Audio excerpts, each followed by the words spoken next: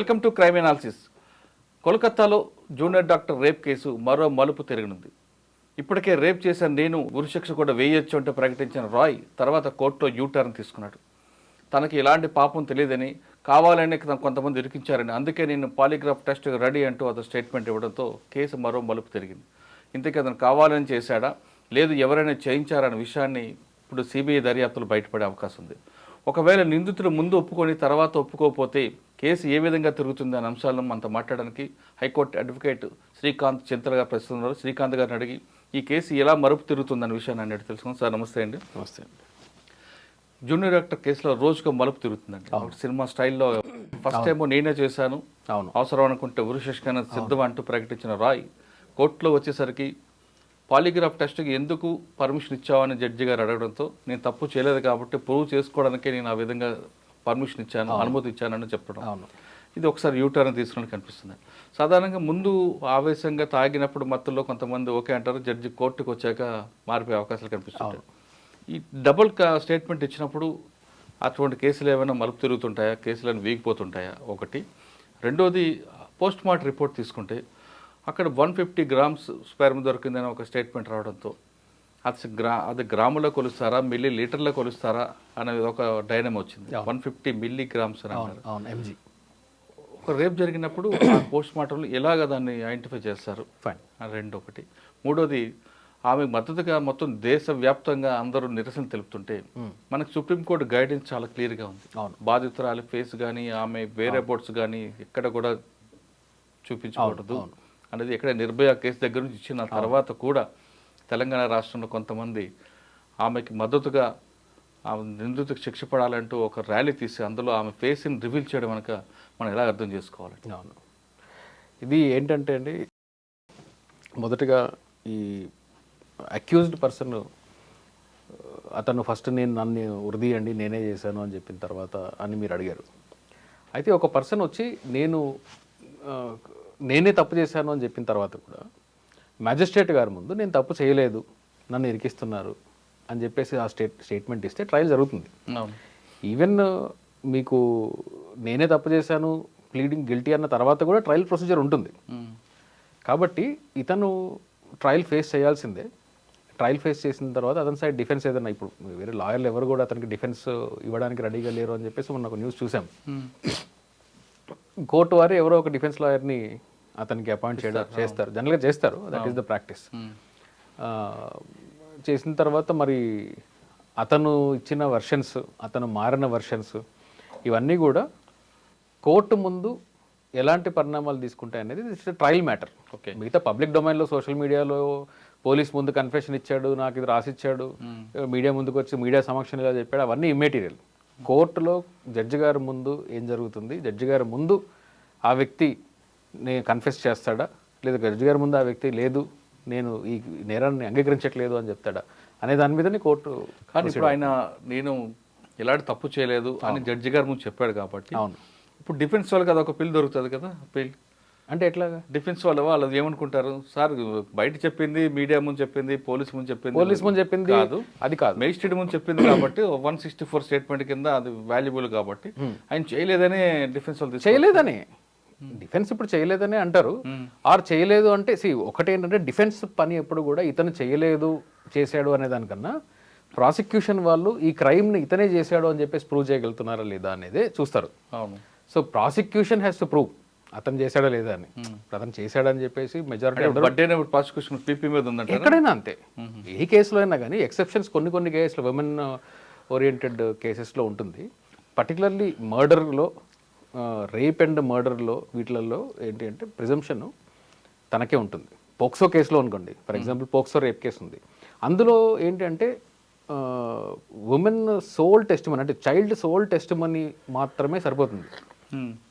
ఏంటి ఇతను రేప్ చేశాడు, సెక్షువల్ అసాల్ట్ చేశాడు అని చెప్పడానికి. రెగ్యులర్గా అడల్ట్ రేప్ కేసెస్లో అట్లా ఆ ప్రిజంప్షన్ ఉండదు. సో ప్రాసిక్యూషన్ వారు ప్రూవ్ చేయాలి బియాండ్ రీజనబుల్ డౌట్. ఇప్పుడు కోర్టులోకి వచ్చి నేను చేయలేదు అని చెప్పినా చెప్పకపోయినా ఈయనైతే ట్రయల్ ఫేస్ చేయాల్సిందే. ట్రయల్ ప్రొసీజర్ ఉంటుంది. అయితే అతను కన్ఫెస్ చేస్తే ఒకలా ఉంటుంది, నేను డిఫెండ్ చేసుకుంటున్నాను అన్నాడు కాబట్టి అందరూ విట్నెస్ని ఎగ్జామిన్ చేయాల్సిందే, డిఫెన్స్ వాళ్ళని క్రాస్ ఎగ్జామిన్ చేయాల్సిందే, ఎవిడెన్స్ వాల్యూ చూడాల్సిందే, ఓకే. వాటి మీద బేస్ అయ్యి ఉంటుంది. సార్ ఇప్పుడు ఆయన కోర్టులో చెప్పాడు కాలేదని చేయలేదని, కానీ పాలిగ్రాఫ్ టెస్ట్లో ఈయనకి వ్యతిరేకంగా వచ్చింది అనుకోండి, అప్పుడు పాలిగ్రఫీ టెస్ట్ అనేది that it self is not evidence. Okay, DNA వచ్చింది అనుకోండి, అప్పుడు ఆ డిఎన్ఏ ఇస్ వ్యాలిడ్. మరి అప్పుడు డిఎన్ఏలోకి టాలీ అయింది. డిఎన్ఏలో ఇతను సంబంధించిన సీమెన్, బ్లడ్ డ్రాప్స్ అలాంటివి దొరికాయండి, ఇట్స్ ఎ కాంక్రీట్ ఎవిడెన్స్. అంటే కోర్టులో ఆ మాత్రం అబద్ధం చెప్పి మాత్రాన లేదు, కుదరదు. అవి కాంక్రీట్ ఎవిడెన్స్. కానీ పాలిగ్రఫీ టెస్ట్లు, లై డిటెక్టర్ టెస్ట్ ఇవన్నీ ఏంటంటే అక్కడ నుంచి ఇన్వెస్టిగేషన్ లీడ్ చేయడానికి పనికొస్తాయి తప్ప అందులో చెప్పిన దాన్ని బేస్ చేసుకొని ఇతనే చేసాడని చెప్పడానికి కుదరదు. అంటే ఓన్లీ డిఎన్ఏ టెస్ట్ మాత్రం concrete DNA test is valid evidence లో. అది ఒకవేళ డిఎన్ఏ వచ్చింది అనుకోండి, అప్పుడు ఈయన చెప్పిందంతా కూడా డిఎన్ఏలో ఇతను లేడు అనుకోండి, ఇప్పుడు డిఎన్ఏ టెస్ట్ చేశారు, మెటీరియల్లో ఏది దొరకలేదు, సీమెన్ అనాలిసిస్ చేశారు, అనాలిసిస్లో కూడా ఇతను సంబంధించిన డిఎన్ఏ లేదు, అప్పుడు ఇబ్బంది అవుతుంది ప్రాసిక్యూషన్. అచ్చా, ఒకవేళ డిఎన్ఏ టాలీ అయిందంటే ఇంక ఇష్యూ లేదు. టాలీ అయ్యింది అంటే అతన్ని కన్విక్ట్ చేయడం అనేది ప్రాబబిలిటీస్ చాలా పెరుగుతాయి. అచ్చా, సో అది డిఫెన్స్ మీద ఆధారపడి ఉంటుంది. సార్ ఆ కేసులో చూస్తుంటే రాత్రి 11 గంటల నుంచి తెల్లవారు జరిగిన ఘటనలో 3 గంటల తర్వాత ఎఫ్ఐఆర్ ఇష్యూ చేయడం అని కోర్టు తప్పడుతుంది. అవును, బయట ఎవరు కాపలా కాసారా అని కొంతమంది రకరకాల ఇష్యూస్ కనిపిస్తున్నాయి. అవును. మనం ఎలాగ అర్థం చేసుకోవాలంటే ఎఫ్ఐఆర్ ఇష్యూ చేయకపోవడం అనేది అది ఆ ఒక్క కేసుకి సంబంధించింది కాదండి. మీకు భారతదేశంలో రోజుకు సగటున 80 నుంచి 85, 86 కేసులు, రేప్ కేసులు రిపోర్ట్ అవుతుంటే ఈ సర్వేస్ ఏం చెప్తున్నాయంటే నేషనల్ లెవెల్లో ఉండే ఎన్జిఓస్ కానీ విమెన్ ఆర్గనైజేషన్స్ చెప్పే ఇదేంటి అంటే దాదాపు ఈ రిపోర్ట్ అయ్యే కేసుల కన్నా అన్రిపోర్టెడ్ కేసులు 4 రెట్లు ఎక్కువ ఉంటాయి అని చెప్పేసి అంటున్నారు. అందులో ఒక భయంకరమైన నిజం ఏంటి అంటే రేప్ అలిగేషన్స్ మీద వెళ్ళిన తర్వాత కూడా ఒకవేళ 10 రోజుల క్రితం రేప్ అయిన కేసు ఉందనుకోండి, ఇప్పుడు ఫ్రెష్గా రేప్ అయ్యి ఇంజరీస్ అయ్యిన కేసులలో పోలీసు వాళ్ళు ఇన్స్టెంట్గా రియాక్ట్ అవ్వడం జరుగుతుంది. ఓకే, ఒకవేళ ఒక వారం క్రితం జరిగింది, తన ట్రామాలో ఉంది, తను ఇంకేదో కారణాల వల్ల రాలేదు, భయపడ్డది, వారం తర్వాత వెళ్ళినా కానీ పోలీసులు రిపోర్ట్ చేయని కేసెస్ చాలా ఎక్కువ. అంటే వీళ్ళే నిర్ణయం చేస్తారు, ఇది ప్రూవ్ అవ్వదు, వారం అయిపోయింది, టెస్ట్లో ఎఫ్ఐఆర్ అవ్వకపోవడము అనేది ఇది యూనివర్సల్గా ఇండియా మొత్తంలో ఉండే ప్రాబ్లం ఇది. అది అంటే వాంటెడ్లీ కాదా? వాంటెడ్లీ అయ్యి ఉండొచ్చు, నేను ఇప్పుడు పొలిటికల్ కామెంట్స్ చేయదలుచుకోలేదు. వాంటెడ్లీ అయ్యి ఉండొచ్చు, అయ్యి ఉండకపోవచ్చు. అంటే ఎవరికి బెనిఫిట్ ఉంటుందండి వీడిని కాపాడాలని? సో దాంట్లో ఇప్పుడు మ్యాటర్ ఆఫ్ ఇన్వెస్టిగేషన్ కదా, సుప్రీంకోర్టు డైరెక్ట్గా దీన్ని మానిటర్ చేస్తుంది కాబట్టి, సిబిఐ చేతిలో ఉంది కాబట్టి మేబీ నిజాలు బయటికి రావాలి. ఇప్పుడు స్పెక్యులేషన్స్ అనేది అనవసరం. ఇప్పుడు ఒక హారిఫిక్ క్రైమ్ జరిగింది, ఈ హారిఫిక్ క్రైమ్ జరిగినప్పుడు దీని మీద స్పందించే వాళ్ళు, నిరసన వ్యక్తం చేసే వాళ్ళు కూడా బాధ్యత కలిగి ఉండాలి. ఎలాగంటే అట్లాగా మీడియాలో, సోషల్ మీడియాలో ఏదో రాసుకొని తీసుకొని వస్తే చూసా కొంతమంది అడ్వకేట్సే అమ్మాయి ఫోటో చూపిస్తూ తిరగడం, పేరు రాసి ఒక మరీ హైదరాబాద్ లాంటి సిటీలో రంగారెడ్డి కోర్టులో 19వ తారీఖున ఒక లాయర్స్ అసోసియేషన్ వాళ్ళు ప్రొటెస్ట్ ర్యాలీ, కొవ్వొత్తుల ర్యాలీ అని ఏదో తీశారు. బ్యానర్లు రంగారెడ్డి కోర్టులో నిన్న మొన్న కూడా బ్యానర్లు ఉన్నాయి, విక్టిమ్ పేరు బ్యానర్ల మీద రాసున్నారు. మీరు విక్టిమ్ పేరు అన్నారు, విక్టిమ్ ఫేస్ని కూడా రివీల్ చేశారు. ఫేస్ని రివీల్ చేశారు, డెడ్ బాడీ ఫొటోస్ని రివీల్ చేశారు, తన ఐడెంటిటీ, తన ఫ్యామిలీ ఐడెంటిటీ మొత్తం సోషల్ మీడియాలో ఉన్నాయి. అయితే ఇది లాయర్సే చేయడం అనేది చాలా బాధాకరము. చాలామంది ఉమెన్ లాయర్స్ ఆ ప్రొటెస్ట్లో పాల్గొనడము, ఎల్బీ నగర్ రోడ్ల మీద బ్యానర్లు పట్టుకొని రోడ్డు మీద మొత్తం ప్రొటెస్ట్ చేయడం అనేది నిజంగా అది ఊహించలేదు లాయర్స్ చేస్తారని. జనరల్గా కామన్ మ్యాన్ ఏదో తెలియక చేశాడు అని అంటే అది తప్పైనప్పటికీ, శిక్షార్హులైనప్పటికీ, కంటెంప్ట్ ఆఫ్ కోర్ట్ అయినప్పటికీ కామన్ మ్యాన్ చేశాడు అంటే ఇగ్నోరెన్స్ అని అనుకోవచ్చు.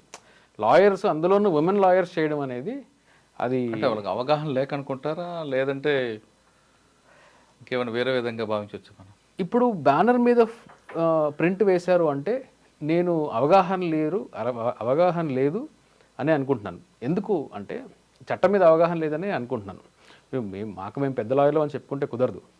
మీకు ఒక బ్యానర్ మీద, లేదంటే ఒక కరపత్రము, లేదా ఒక లిటరేచరు, ఒక పిటిషన్ ఏదన్నా వేసేటప్పుడు దాంట్లో చట్టం ఏం చెప్తుంది అనేది మినిమం నాలెడ్జ్ ఒక లాయర్కి ఉండాలి.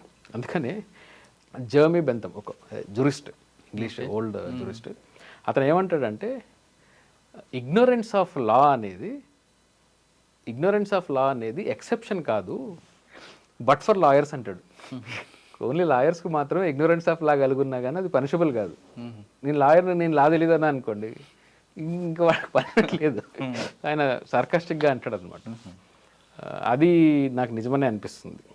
దానిలో చాలామంది మేల్ లాయర్స్ ఉన్నారు, ఫీమేల్ లాయర్స్ ఉన్నారు, సీనియర్లు అనుకునే వాళ్ళు ఉన్నారు, సీనియర్లు అని చెప్పుకోబడ్డ వాళ్ళు ఉన్నారు. It's very unfortunate. సార్ యాక్చువల్గా నిర్భయ కేసు తర్వాత ఈ విధంగా చేస్తే పనిష్మెంట్ అని సుప్రీంకోర్టు చెప్పింది. ఎస్. మరి వీళ్ళ మీద కూడా ఐపీసీలో సెక్షన్ 228 ఇప్పుడు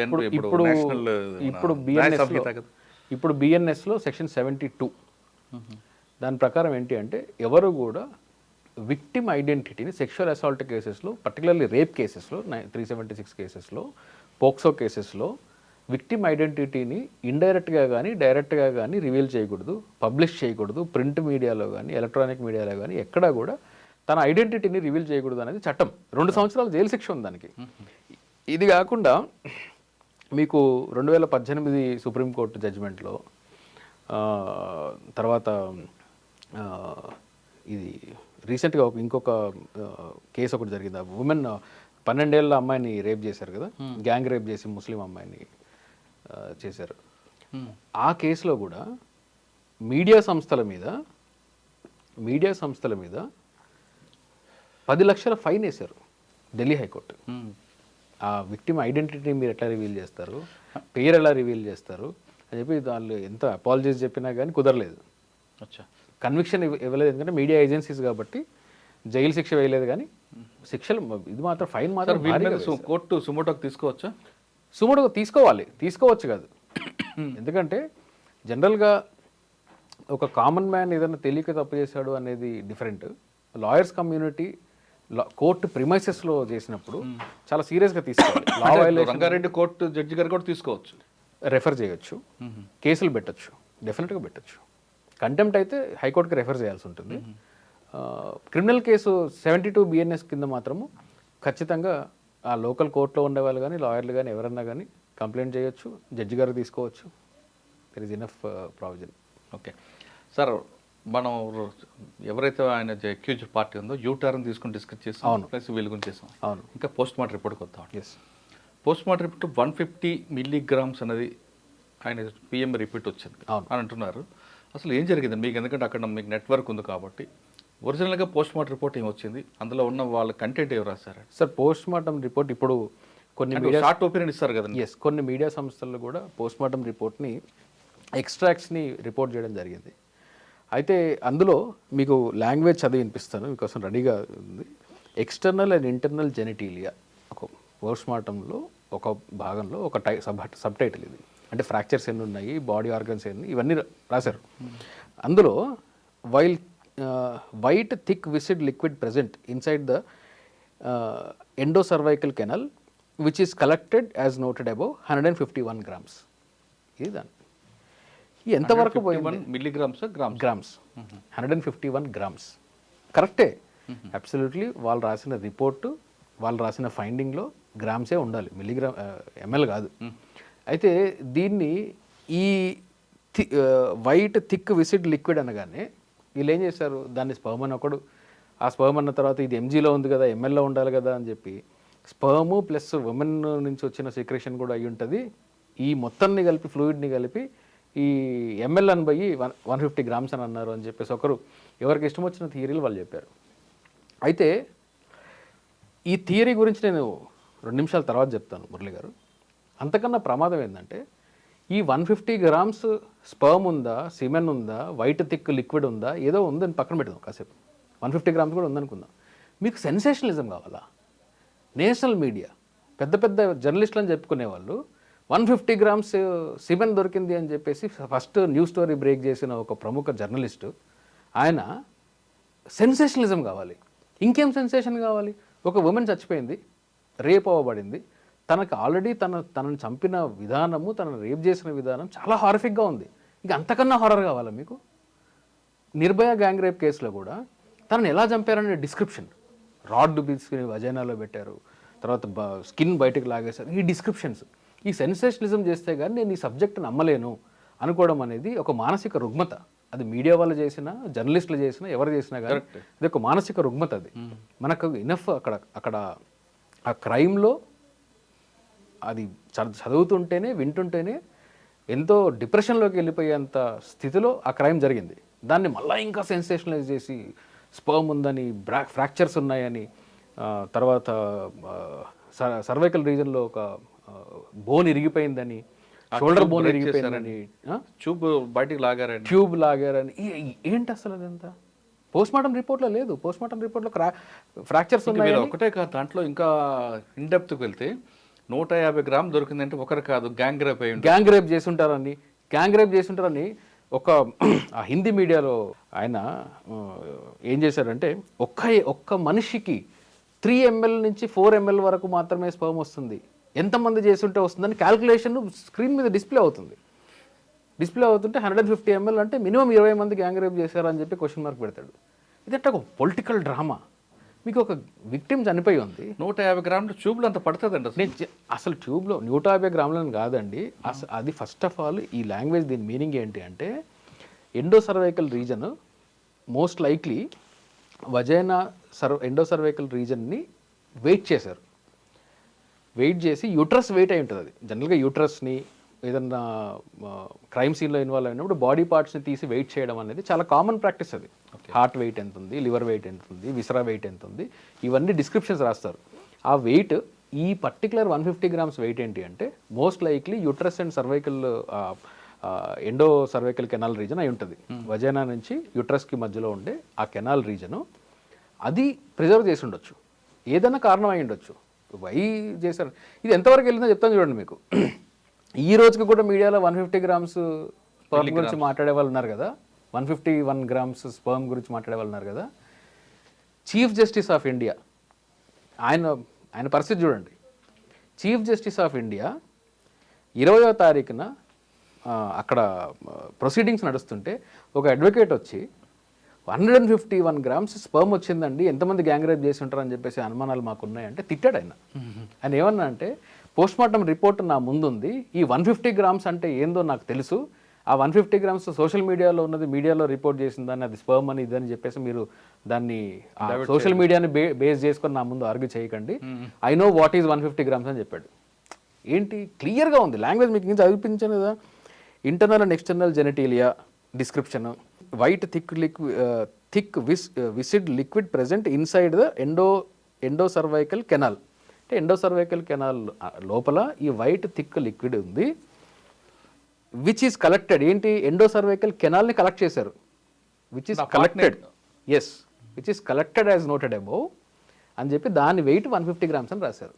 ఇప్పుడు ఒక బాడీ పార్ట్ వెయిట్ అది, ఒక ఇంటర్నల్ ఆర్గాన్ పార్ట్ ఆ పోర్షన్ వెయిట్ అది ఎక్కడి నుంచి ఎక్కడి దాకా తీసారనేది నాకు క్లారిటీ లేదు. జనరల్గా యూట్రస్ సర్వైకల్ రీజన్ అలాంటివి ఏదైనా ఇట్లాంటి క్రైమ్స్లో తీస్తూ ఉంటుంది, సహజం. తెలుగులో మనకు తెలుగు రాష్ట్రాల్లో ఉండే పోస్ట్మార్టం చేసే డాక్టర్స్తో కొంతమందిని నేను అడిగితే వాళ్ళు కూడా ఒపీనియన్ ఏం చెప్పారంటే ఇంతవరకు మేమైతే అట్లాంటి రీజన్ని కట్ చేసి తీసి ప్రిజర్వ్ చేసిన ఎక్స్పీరియన్స్ మాకు లేదు. బట్ మీరు చెప్పింది 150 గ్రామ్స్ వెయిట్ అంటే అప్రాక్సిమేట్ వెయిట్ అంతే ఉంటుంది. ఆ పార్ట్ వెయిట్, ఎస్ ఆ పార్ట్ వెయిట్ అంత ఉంటుంది. థిక్ విసిడ్ లిక్విడ్ ఫోరెన్సిక్ ఎక్స్పర్ట్స్తో మాట్లాడాను, ఇక్కడ మన ఫోరెన్సిక్ డిపార్ట్మెంట్లో ఎక్స్పర్ట్స్తో మాట్లాడితే వాళ్ళు ఏమన్నారంటే మాకు స్వాబ్ వస్తుందండి, స్వాబ్ అనాలిసిస్ చేసి దీంట్లో హ్యూమన్ డిఎన్ఏస్ ఉన్నాయా లేదా అని చెప్పేసి చూస్తాము, మల్టిపుల్ హ్యూమన్ డిఎన్ఏస్ ఉన్నాయని చూస్తాము, అంతేగాని మాకు 150 గ్రామ్స్ 150 లిక్విడ్లు అలాంటివి మాకు రావు అని చెప్పేసి వాళ్ళు చెప్పారు. మీరు చాలా మంది మాట్లాడారు కదా ఎయిమ్స్లో డాక్టర్స్తో మాట్లాడినప్పుడు నాకు క్లారిటీ వచ్చింది. ఓకే, కొంతమంది ఏమంటారంటే స్పెర్మ్తో పాటు ఆమె దగ్గర నుంచి కూడా రిలీజ్ అయి ఉంటాయి, రెండు క్లబ్ అయి ఉండడం వల్ల. ఎంత క్లబ్ అయినా కానీ నేను I'm not a medical expert, కానీ నేను డాక్టర్స్తో మాట్లాడిన లిమిటెడ్ నాలెడ్జ్తో చెప్తున్నాను. వాళ్ళు చెప్పేది ఏంటి అంటే ఈ 150 గ్రామ్స్ అనేది అస్సలు నమ్మశక్యంగా లేదు. ఎందుకు అంటే ఉమెన్ మెన్ ఇద్దరిది కలిపి ఉన్నా కానీ అసలు ఆ టైంలో తనకు సిక్రేషన్ వచ్చిందా లేదా అనేది పక్కన పెడదాం, ఉన్నా కానీ ఆమెకి ఎలాగ వస్తారండి, ఆమె ఇన్సెన్సిబుల్ అండి, అట్లా మాట్లాడడం కూడా తప్పు, చాలా ఇన్సెన్సిబుల్ అది. సో ఒకవేళ వచ్చున్నా కానీ ఒక 5 ml 10 ml అలాంటిది ఏదైనా ఉండొచ్చు, కానీ అట్లాంటివి మేము ఎప్పుడు కలెక్ట్ చేయమండి, అసలు ఎట్లా దొరుకుతుంది, ఆ లిక్విడ్ ఎక్కడి నుంచి దొరుకుతుంది, అది ఇంప్రాక్టికల్ అదే అని చెప్పేసి డాక్టర్స్ కొంతమంది చెప్పారు నాకు. కాబట్టి నేనైతే ఆ థియరీని నమ్మట్లేదు. అది ఆ 150 గ్రామ్స్ కొంచెం మనకు ఆ చనిపోయిన విక్టిమ్ మీద ఎంతో కొంత బాధ్యత, రెస్పెక్ట్, గౌరవం ఉండాలి.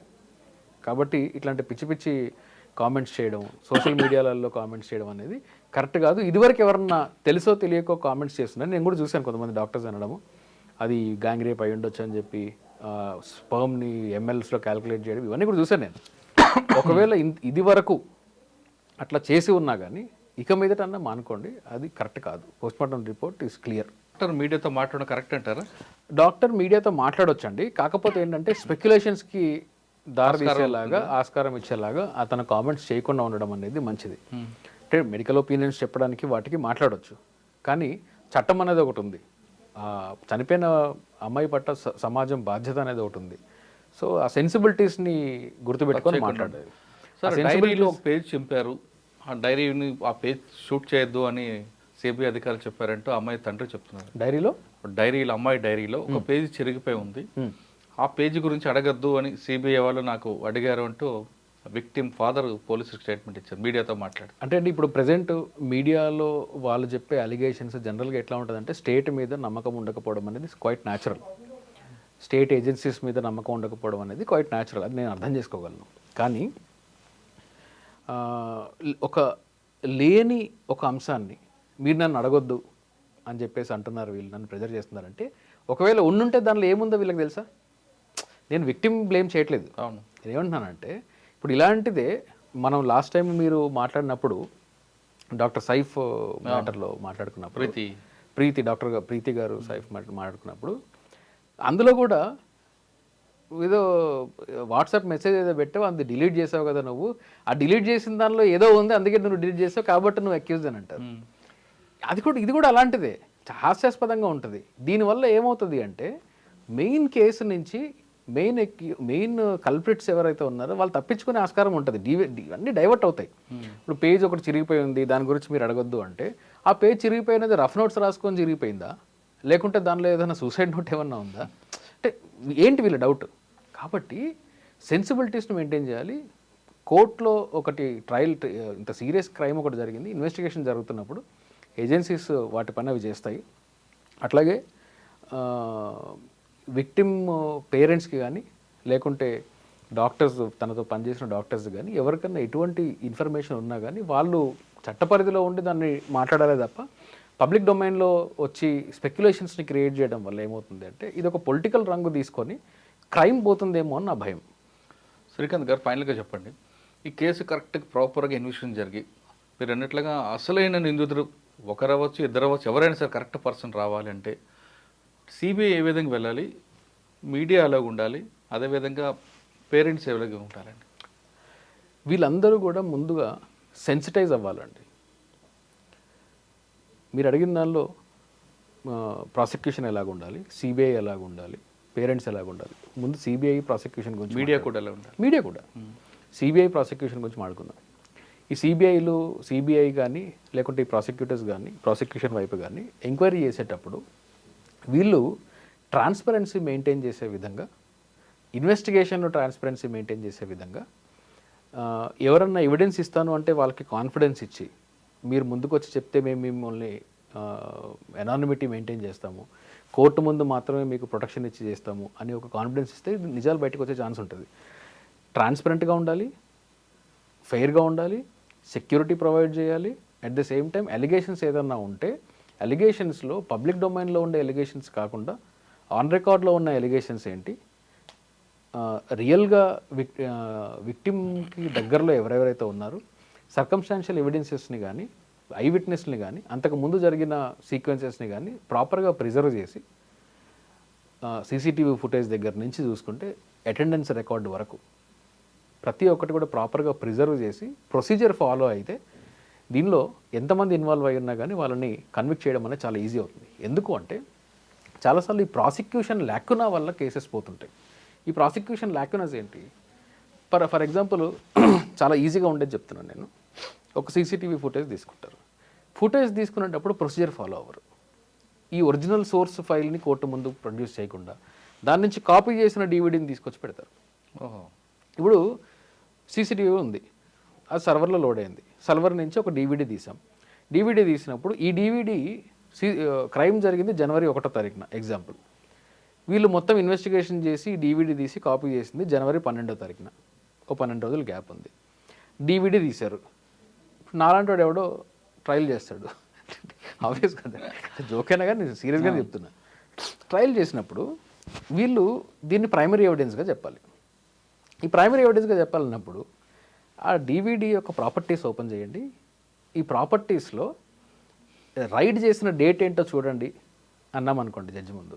ఇన్వెస్టిగేషన్ ఆఫీసర్ వచ్చాడు, నేను ఐఓ ముందు దాన్ని ఓపెన్ చేశాను. ఓపెన్ చేస్తే ఐఓ ముందు ప్రాపర్టీ డివిడి ప్రాపర్టీ ఓపెన్ చేశాడు. అందులో రైడింగ్ డేట్ 12 అని ఉంటుంది. వీళ్ళు వేయడం మాత్రం ఒరిజినల్ సీడీ అని చెప్పేసి ఫైల్లో వేసి ఉంటారు. నెక్స్ట్ క్వశ్చన్ అడుగుతాను నేను, ఇది 12th రోజు కదండి రైడ్ చేశారని రికార్డ్ జరిగింది జాన్ 1 కదా, 12 days గ్యాప్ ఉంది అని అంటాం. కరెక్టే అండి అంటాడు. అప్పుడు నేను ఇంకో క్వశ్చన్ అడుగుతాను, అంటే మిస్చీవియస్గా చెప్తున్నా. నేనేమంటానంటే, మరి మా వాడిని కస్టడీకి తీసుకెళ్లారు కదండి మీరు అక్యూజ్ని అంటాను. అవునండి తీసుకెళ్ళాము అంటాడు. క్రైమ్ సీన్ రీకన్స్ట్రక్షన్కి తీసుకెళ్లారా అని అడుగుతాను. ఆబ్వియస్గా తీసుకెళ్ళానండి అని చెప్తాడు. ఏ టైంలో తీసుకెళ్లారు అంటాను. సాయంత్రం 5ంటికి తీసుకెళ్ళాను అంటాడు. మర్డర్ ఎప్పుడు జరిగింది? మార్నింగ్ 5ంటికి జరిగిందండి, లేదంటే మార్నింగ్ 6ంటికి జరిగిందండి అంటాడు. మీరు తీసుకెళ్ళినప్పుడు జనవరి 12వ తారీఖు మీ కస్టడీలో ఉన్నాడు కాబట్టి మీరు అతన్ని తీసుకెళ్ళినప్పుడు తీసుకెళ్లే వీడియోని రికార్డ్ చేసి ఇతను అక్కడే ఉన్నాడని మీరు ప్రూవ్ చేసి ఆ వీడియోని జనవరి 1గా జరిగిందని చెప్పేసి మీరు ఇక్కడ కోర్టులో వేశారు అంటాను నేను. బెనిఫిట్ ఆఫ్ డౌట్ తీసుకొస్తారు. ఆబ్వియస్గా. అవును. సో ఐ కెన్ క్రియేట్, నేను డిఫెన్స్ లాయర్ అండి. అవునండి, అదే. ఇప్పుడు ప్రాసిక్యూషన్ లేకుండా అక్కడే ఉంటాయి కాబట్టి ఇట్లాంటి చిన్న చిన్న మిస్టేక్స్ మైండ్ అప్లై చేయకుండా ప్రతి ఒక్క దీనిలో, అంటే ఇప్పుడు మీరు చెప్పినట్లు ఆ రోజే ఉండాలంటే ఏం చేయాలి? అదే ప్రాసిక్యూషన్ వాళ్ళు చూసుకుంటారు. ఓకే, మీరు అది గురించి చెప్పారు. నెక్స్ట్ పేరెంట్స్ ఏం చేయాలి, మీడియా ఏం చేయాలి? నేను ఒక కేసులో ఇదే చేశాను, అందుకే చెప్తాను. అందుకే నాకు అర్థమైంది. అందుకే నేను చాలా కన్వీనియంట్గా చెప్పగలుగుతున్నాను. ఇలాంటి లాక్యునస్ ఉంటాయి.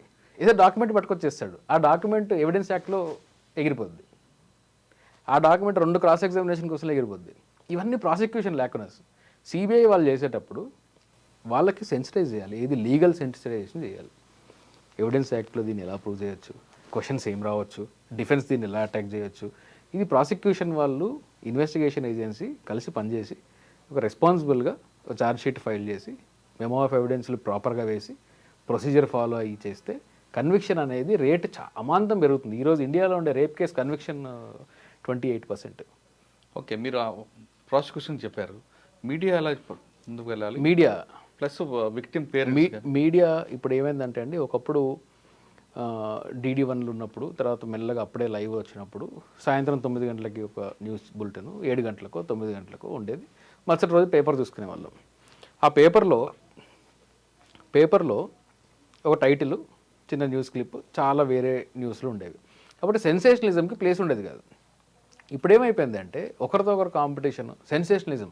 నేను సెన్సేషన్ క్రియేట్ చేసే తప్ప, నేను ఫస్ట్ అసలు ఇన్ఫర్మేషన్ ఇచ్చేస్తే తప్ప, అది అథెంటికా కాదా పక్కన పెట్టండి, ఇచ్చేస్తే తప్ప ఇది ఎవరు నాకు వ్యూవర్షిప్ రాదేమో, ఇలాంటి స్టేజ్లో పడిపోయాం. అంటే ఇప్పుడు మనము ఎలాంటి న్యూస్ని మనం ప్రొడ్యూస్ చేస్తే మన కాంటెంట్ ఎలా ఉంటే వ్యూవర్స్ చూస్తారు అనే స్థాయికి జర్నలిజం పడిపోయింది అనడానికి నాకు ఎటువంటి సందేహం లేదు.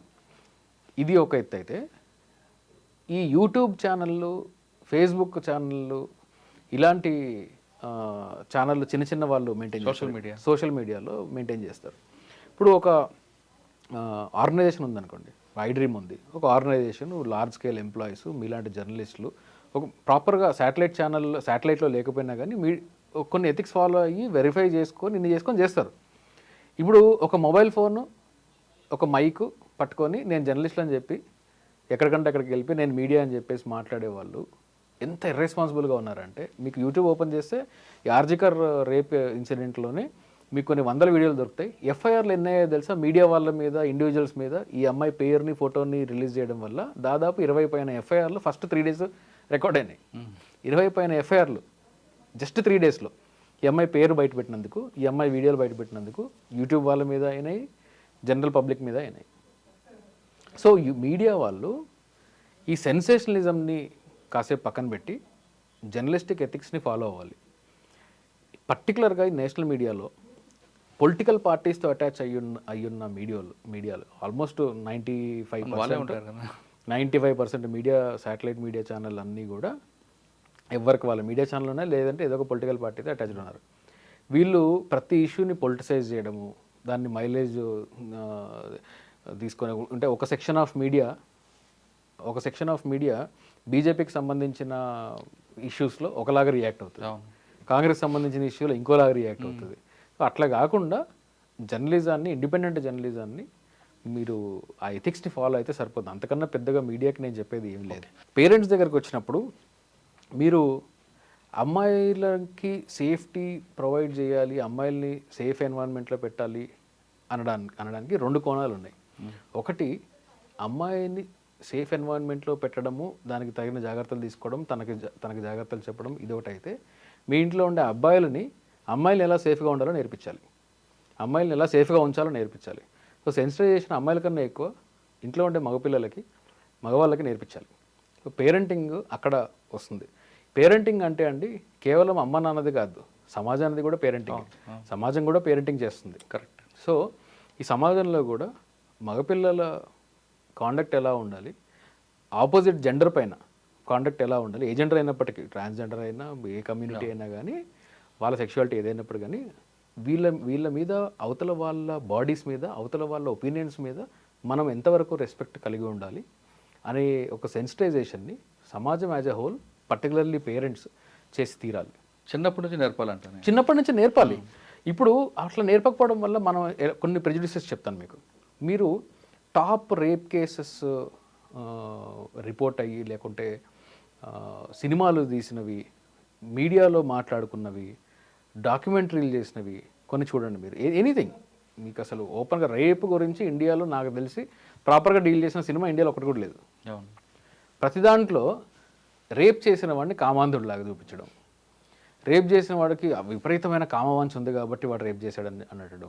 ఒక సైకో కిల్లర్ ఉన్నాడు అనుకోండి, వాడు రేప్ చేసి చంపేస్తుంటాడు కొన్ని సినిమాల్లో, ఆ సినిమా పేరు అయితే గుర్తులేదు నాకు. రేప్ చేస్తాడు, చంపేస్తాడు. వీడు రేప్ చేయడానికి కారణం వీడి కామం. కానీ మీరు చూస్తే ఈ రేపిస్టులలో మెజారిటీ రేపిస్టులు ఆల్రెడీ పెళ్ళైన వాళ్ళు, పార్ట్నర్ కలిగి ఉన్న వాళ్ళు, వీళ్ళు ఉంటారు.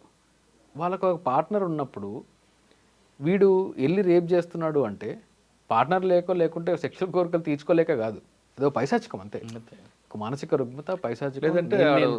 సో ఆ సుపీరియర్గా ఇంక వేరే జస్టిఫికేషన్స్ లేవు. డ్రింక్ చేసిన వాడు ప్రతి వాడు రేప్ చేయట్లేదు కదా, ప్రతి వాడు తనని తాను సుపీరియర్గా ఫీల్ అవ్వడము, తనని నేను పవర్ఫుల్గా ఫీల్ అవ్వడానికి చేసుకోవడము, లేదంటే ఆ సాడిస్టిక్ మెంటాలిటీ కలిగి ఉండడము, ఆ పైశాచికమే తప్ప రేపుకి జస్టిఫికేషన్ లేదండి.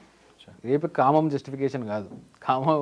వాడికి సెక్షువల్ అర్జీ ఉన్న ప్రతి ఒక్కడు వెళ్ళి రేప్ చేయడు. సెక్షువల్ అర్జీ is different from rape. Rape is a different issue. So మనం కూడా రేప్ మెంటాలిటీని, సెక్షువల్ అసాల్ట్ మెంటాలిటీని అర్థం చేసుకోవడంలో ఎక్కడో విఫలమయ్యాము. బికాజ్ సమాజం సెన్సిటైజేషన్ లేదు అనేది నా ఒపీనియన్. ఓకే సార్, ఫైనల్గా ఇంకోటి చెప్పండి. కొంతమంది అడుగుతున్నారు ఈ మధ్యన నిర్భయ ఇష్యూ జరిగింది, దేశవ్యాప్తంగా అందరూ కూడా ఆమెకు మద్దతు తెలిపారు. అందులో వాళ్ళందరికీ శిక్ష పడింది, లైఫ్ పడింది, ఉరి శిక్ష అదొక పక్క. ఇప్పుడు కోల్కత్తా అంటే డాక్టర్కు, సాఫ్ట్వేర్లకు అయితేనే ప్రపంచం, దేశం అంతా కదులుతుందా? ఇటువంటి కేసులు దేశవ్యాప్తంగా ఎక్కడో కూడా జరుగుతూనే ఉన్నాయి. మరి మాకెందుకు ఈ మద్దతు ఇవ్వరు అని చాలామంది ప్రశ్నిస్తున్నారు. కరెక్ట్. సెలెక్టివ్ రియాక్షన్ అనేది ఇండియాలో సర్వసాధారణం అయిపోయింది. మీకు హైదరాబాద్ గ్యాంగ్ రేప్ ఇష్యూ జరిగినప్పుడు కూడా వాళ్ళని ఎన్కౌంటర్ చేసి చంపేశారు కదా. అయితే ఈ హైదరాబాద్ గ్యాంగ్ రేప్ ఇష్యూ అప్పుడు కూడా వేరే అదే సేమ్ టైంలో ఇంకొక విమెన్ కూడా చాలా దారుణంగా రేప్ చేసి బ్లేడ్లతో బాడీ మొత్తాన్ని చీరేసి చంపేశారు. తను ఒక డౌన్ ట్రాడన్ కమ్యూనిటీకి సంబంధించిన అమ్మాయి, యాక్చువల్లీ పని చేసుకుని ఫ్రూట్స్ అమ్ముకునే అమ్మాయి అనుకుంటాను. సో తన పేరు నాకు తెలుసు కానీ చెప్పను. తను కూడా అదే ఆ రోజు మరుసటి రోజు రేప్ చేయడం జరిగింది. వాళ్ళల్లో భర్త ముందు తీసుకెళ్ళి రేప్ చేసి చంపేస్తారు కదండి. భర్త ముందు రేప్ చేసి చంపేస్తారు. సో ఇట్లాంటిగా సెలెక్టివ్గా రియాక్ట్ అవ్వడము, ఒక ప్రివిలేజ్డ్ కమ్యూనిటీ నుంచి వచ్చిన అమ్మాయికి ఒకలాగా రియాక్ట్ అవ్వడము, అండర్ ప్రివిలేజ్లకు ఒకలాగా రియాక్ట్ అవ్వడం అనేది చాలా దురదృష్టకరం. ఇంతటి లార్జర్ ఇష్యూలో కూడా సెలెక్టివ్ రియాక్షన్ అనేది కరెక్ట్ కాదు. అది వాస్తవం, అలా ఉంది, నిజంగానే ఉంది. ఢిల్లీ గ్యాంగ్ రేప్కి కల్కటా గ్యాంగ్ రేప్కి, హైదరాబాద్ గ్యాంగ్ రేప్ మధ్యలో రోజుకి సగటున 80 పైన రేప్ కేసులు జరుగుతున్నాయి. మరి రియాక్షన్ ఎందుకు లేదు? సెన్సేషనలిజం కావాలి. అది ఎవరో ఒకరు తీసుకొని సెన్సేషన్ చేస్తే నేను దాన్ని రియాక్ట్ అవుతాను. అది కూడా ఎట్లా, అందులో క్రైమ్ కూడా హారిఫిక్గా ఉండాలి. మామూలుగా రేప్ చేసి చంపేస్తే ఎవరు రియాక్ట్ అవ్వడు. అట్లా ఉంది పరిస్థితి. చాలా హారిఫిక్గా చంపాలి, దానిలో వీళ్ళకి డ్రామా ఉండాలి, మాట్లాడడానికి ఏదన్నా చాలా పవర్ఫుల్గా ఉండాలి. మీడియా కరెక్ట్ కాదు కదండి, వాళ్ళు చాలా బాధితులే తప్పు కదా. చాలా తప్పు. కులమే ఉందండి, కులం మొత్తం రేపు కాదు, సెక్షువల్ అసాల్ట్ అయినా కానీ అవతల వ్యక్తి యొక్క రైట్స్ని మనం భంగం కలిగించినా కానీ సమాజం రియాక్ట్ అవ్వాలి. దానికి ఒక మొరాలిటీ అనేది ఉండాలి. నేను రియాక్ట్ అవుతాను అనేది ఒక మొరాలిటీ అనేది ఉండాలి. కానీ సెలెక్టివ్ రియాక్షన్ అనేది మనకు కేవలం మన దేశంలోనే కనిపిస్తుంటుంది అనుకుంటా. మన దేశంలో ఎక్కువగా ఉంటుందండి. ఎందుకంటే మన దేశంలో ఈ చాలా పెద్ద జటిలమైన సమస్య కులం అనేది ఉంది కాబట్టి ఉంటుంది. మామూలుగా బ్లాక్స్ అండ్ వైట్స్కి మధ్యలో కూడా. సార్ ఇటువంటి కేసుల్లో మీరు చెప్తున్నట్లుగా దిశ కానీ, నిర్భయ కానీ, లేదంటే ఇప్పుడు కోల్కతా కేసులో కూడా కన్వర్షన్ రావచ్చు, ఇంకేదైనా జరగచ్చు ఫాస్ట్ ట్రాక్ పెడితే. అవును. కానీ మన దేశంలో నిన్న ప్రధానమంత్రి గారు మాట అంటున్నారు, కింద స్థాయి వరకు మన గురించి ఆడవాళ్ళకి ఎవరికైనా అన్యాయం జరిగినా ఏం జరిగి కింద స్థాయి వరకు వెళ్ళాలి, ఆ పనిష్మెంట్ ఏంటో అన్నది. కానీ మన దగ్గరకు వచ్చేసరికి ప్రాసెసింగ్ పనిష్మెంటే ఉంటుంది తప్ప ఫైనల్ కంక్లూషన్ కన్విక్షన్ రావట్లేదు. వాళ్ళ పార్టీలోనే ఎంతమంది రేప్ ఎలిగేషన్స్ ఎదుర్కొంటున్నారు. కేవలం రేపేం కాకుండా ప్రాసెసింగ్ పనిష్మెంట్, వాడిని అరెస్ట్ చేయడం, ఉమెన్ ఓరియంటెడ్ ఇష్యూస్ లో వేరే క్రైమ్స్ పక్కన పెడదాం కాసేపు, మనీ లాండరింగ్ లో పక్కన పెడతానంటే ఉమెన్ ఓరియంటెడ్ ఇష్యూస్ లో వాళ్ళ పార్టీలోనే ఎంతమంది ఎలిగేషన్స్ ఎదుర్కొంటున్నారు, ఎంతమంది ఎమ్మెల్యేలు ఎంపీలు ఎదుర్కొంటున్నారు. మనకి ప్రాసెసింగ్ పనిష్మెంట్ మాత్రమే మనకు కనిపిస్తుంది తప్ప కన్విక్షన్ ఎందుకు రావట్లేదు? కన్విక్షన్ రాకపోవడానికి నేను ఇందాక చెప్పాను కదా, ప్రాసిక్యూషన్ లేకున్నా కారణం. ప్రాపర్గా ప్రాసిక్యూషన్ వాళ్ళు ఎవిడెన్స్ ప్రాపర్గా వేయరు, ఈజీగా డిఫెన్స్కి కేక్ ఒకలాగా ఇచ్చేస్తారు. అంతేనా? హాస్టల్ కూడా ఉంటాయండి. హాస్టల్ అనేది ఇంకా తప్పదండి, ఎవరేం చేయలేరు దాన్ని. ఒక విట్నెస్ వచ్చి నేను తన స్టేట్మెంట్ని తను మార్చుకుంటాను అంటే దాన్ని ఎవరేం చేయలేరు. కానీ చాలా కేసెస్లో హాస్టల్ విట్నెస్ ఇచ్చిన టెస్టిమోనీని కూడా బేస్ చేసుకొని వచ్చిన కన్విక్షన్స్ కూడా ఉన్నాయి, హాస్టల్ అయినప్పటికీ ఉన్నాయి. ఎందుకు అంటే ఒక పోర్షన్ ఆఫ్ టెస్టిమోనీని, ఒక పోర్షన్ ఆఫ్ స్టేట్మెంట్ని తీసుకొని అంతవరకు అటాక్ చేయలేదు కదా, ఆ పోర్షన్ ఆఫ్ స్టేట్మెంట్ వరకు ఇచ్చారు కదా హాస్టల్ విట్నెస్ కూడా. సో అది పరిగణలోకి తీసుకోవచ్చు అనే జడ్జిమెంట్స్ కూడా ఉన్నాయి. ఓకే, కానీ రియల్ విక్టిమ్ అయితే ఉంటాయండి. కొంతమంది ఫాల్స్ ఎలిగేషన్ పెడతారు, రేప్ చేశారండి.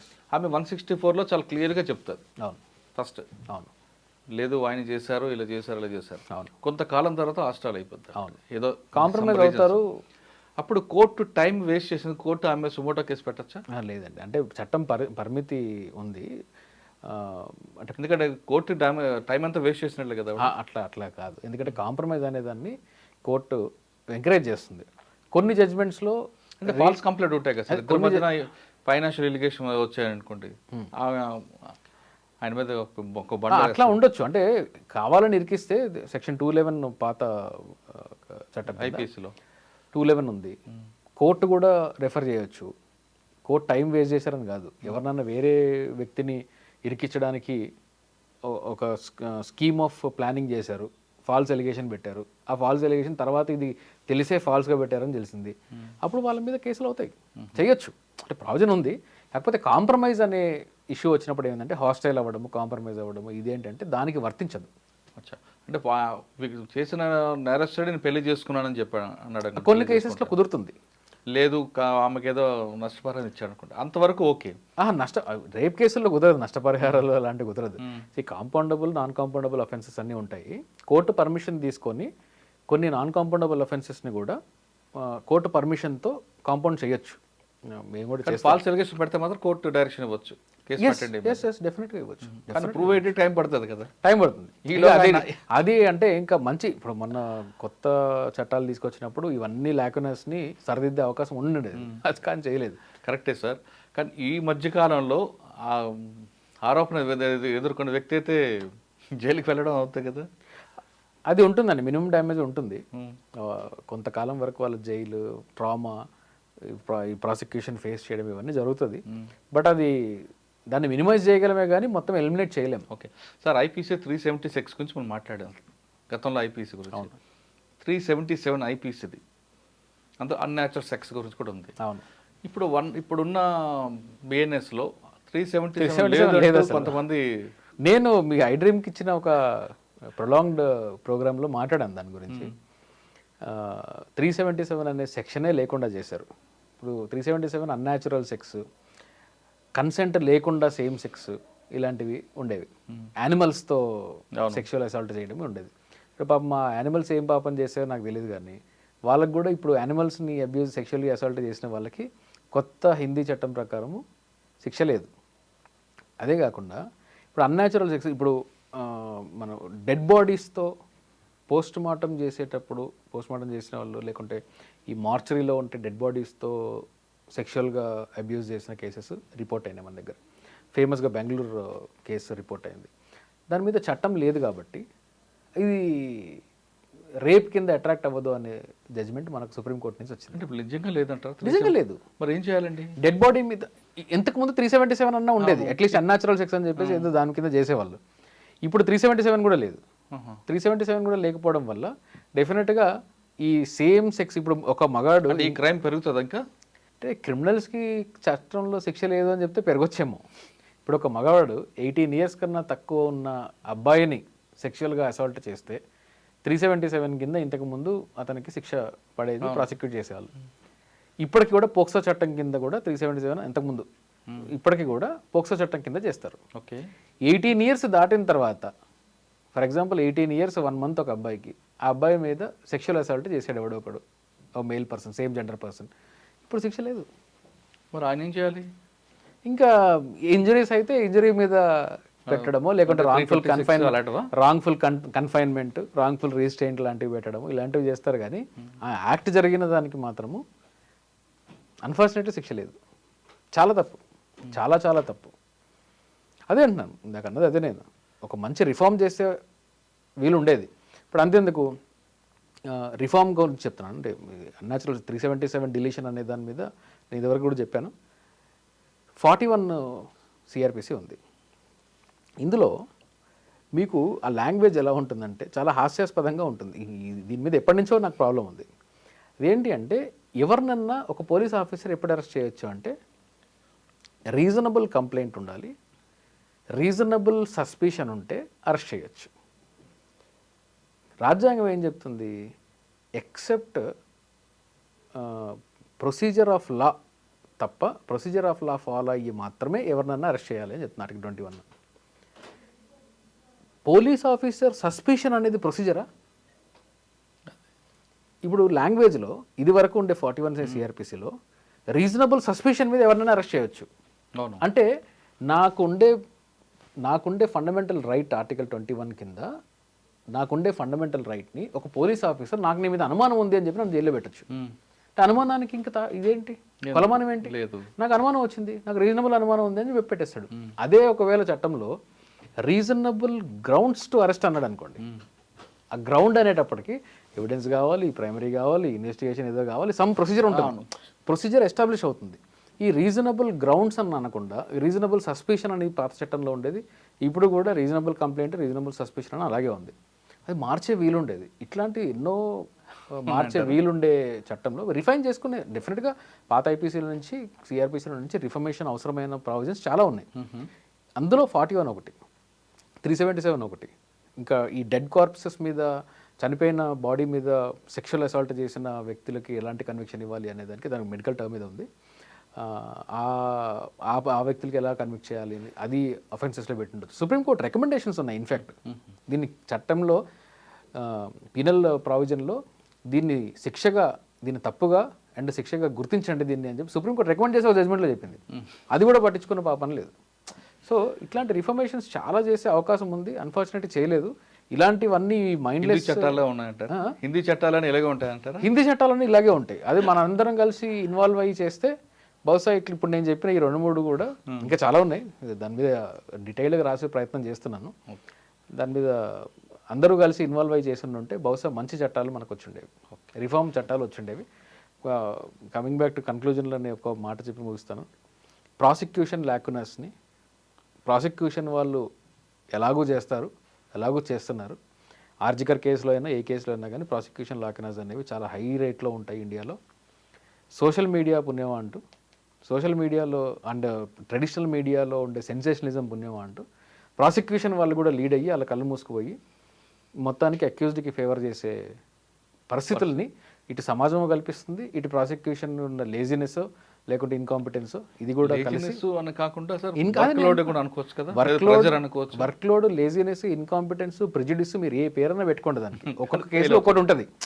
ఒక్కొక్క కేసులో లేజినెస్ ఉంటుంది, ఒక కేసులో ఇన్కాంపిటెన్స్ ఉంటుంది, ఒక కేసులో ప్రెజుడిస్ ఉంటుంది, ఒక కేసులో మీడియా ఇన్ఫ్లుయెన్స్ ఉంటుంది, ఒక కేసులో ప్రెజర్ ఉంటుంది, ఒక కేసులో ఎవడో బెదిరింపు ఉంటుంది. ఇవన్నీ అల్టిమేట్ తీసుకుంటే లాస్ట్ అక్యూజ్ని బయటపడేస్తాయి. పడేస్తుంది. Whatever it is accuse బయటపడేస్తాయి.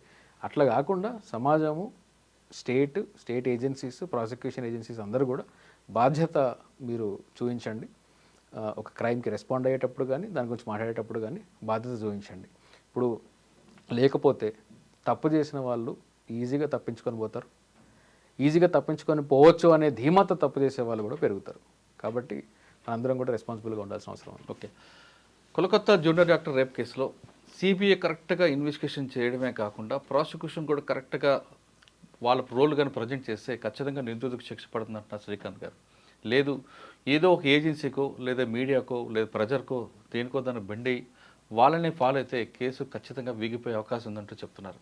ఇది కేవలం మీడియా ఒకటే బాధ్యత కాదు, టోటల్ సమాజం కూడా బాధ్యత తీసుకోవాలి. ఇటువంటి సంఘటనలు జరగకుండా ఉండాలంటే సోషల్ రెస్పాన్సిబిలిటీ చాలా ఇంపార్టెంట్ అంటూ శ్రీకాంత్ గారు చెప్తున్నారు. ఇది జూనియర్ డాక్టర్ వ్యవహారంపై శ్రీకాంత్ చింతల్ గారితో ఎక్స్క్లూజివ్ ఇంటర్వ్యూ. మరో వ్యవహారంలో మళ్ళీ కలుద్దాం. అంతవరకు నమస్తే. Thank you sir. Thank you very much. Thank you.